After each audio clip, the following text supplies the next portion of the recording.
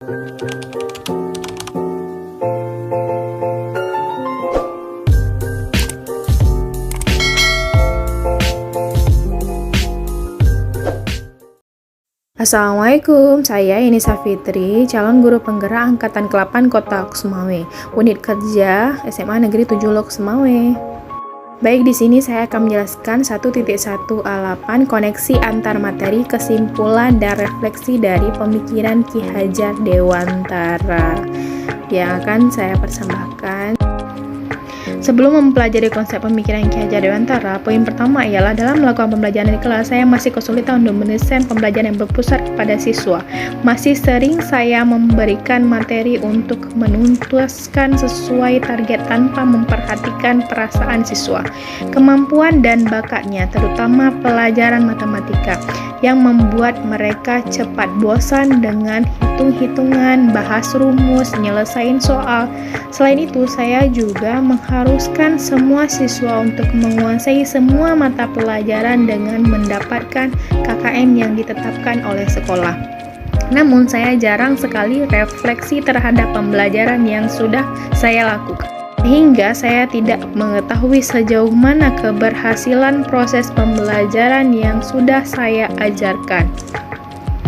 Yang kedua, sebelum mempelajari konsep pemikiran Ki Hajar Dewantara, saat pembelajaran saya masih berasumsi bahwa hasil akhir adalah segalanya, tanpa melihat proses siswa dalam belajar, sehingga muncul pemikiran bahwa anak yang nilainya bagus dikatakan pandai. Bisa saja saat ujian dia mencontek hasil dari kawannya dan meremehkan kemampuan anak yang mendapat nilai rendah karena dia malas. Padahal bisa saja saat ujian dia ada masalah, makanya tidak fokus dalam belajar dan menjawab soal saat ujian. Hal ini membuat siswa tertekan karena harus mendapatkan nilai akhir yang bagus dan mencapai KKM sekolah, dan berakibat pada kepercayaan diri anak yang menurun.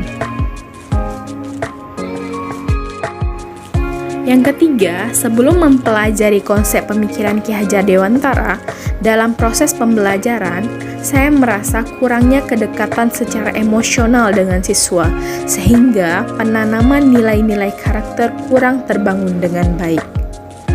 Dalam proses pengkondisian di kelas, masih menggunakan ancaman dan hukuman untuk membuat siswa agar disiplin dalam pembelajaran dan tanggung jawabnya. Kenapa saya melakukan itu? Karena kita lihat dari lingkungan saat ini, anak-anak yang broken home, anak-anak yang tinggal sama bukan orang tua kandung, melainkan sama neneknya. Dia lebih memilih tinggal dalam lingkungan neneknya daripada orang tua kandungnya sendiri. Dalam pemikiran Ki Hajar Dewantara, kita mempunyai 3 poin penting yang harus kita ingat dan kita jalankan di lingkungan sekolah kita saat ini, ialah pendidikan memerdekakan. Yang kedua, pendidikan menuntun. Yang ketiga, pendidikan kodrat alam dan kodrat zaman. Selanjutnya saya akan menjelaskan tentang isi dari ketiganya. Yang memerdekakan siswa belajar tanpa tekanan sesuai dengan karakteristik dan bakat minat anak. Mereka mempunyai gaya belajar yang beraneka ragam seperti audio visual dan audio visual sampai pada kinestetik. Tugas guru untuk mendesain pembelajaran yang mampu mengakomodir gaya belajar anak yang beraneka ragam. Strategi yang saya lakukan adalah mengidentifikasi karakteristik siswa, mengetahui hambatan, kemajuan, dan tingkat perkembangan siswa dalam belajar. Selain itu, melakukan pendekatan dengan berbagai metode belajar yang variatif agar membuat siswa bersemangat dan mengikuti pembelajaran dengan gembira.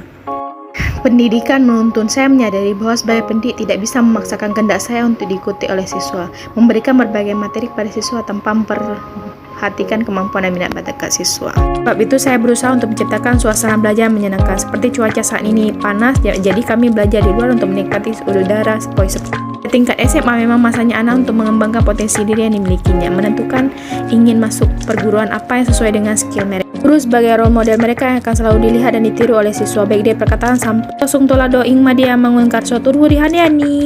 pendidikan sesuai kodrat alam dan kodrat zaman. Saya semakin paham dan sadar bahwa setiap anak itu unik. Mereka memiliki karakteristik, bakat, dan kemampuan yang berbeda-beda. Tidak dipungkiri juga anak-anak memiliki kekurangannya masing-masing. Namun, saya yakin dan percaya bahwa dengan memberikan kepercayaan, arahan, dan mengeksplor lebih jauh, maka potensi pada diri anak dapat muncul dan mencapai tingkat tertinggi. Penerapan untuk mewujudkan pemikiran Ki Hajar Dewantara yang saya lakukan di sekolah ialah yang pertama, berusaha menjadi teladan bagi siswa baik dalam perkataan maupun perbuatan. Melakukan pembiasaan pendidikan karakter secara berkelanjutan. Merancang pembelajaran yang berpusat kepada siswa dan menyenangkan. Selanjutnya, melakukan pendekatan emosional kepada siswa dengan saling berbagi cerita dan memotivasi kepada siswa. Selanjutnya mengenali karakter dan latar belakang siswa dengan menjalin komunikasi yang baik dengan orang tua.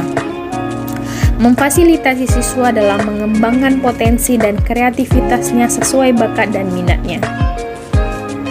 Terima kasih. Wassalamualaikum warahmatullahi wabarakatuh. Don't forget to subscribe, like, and share.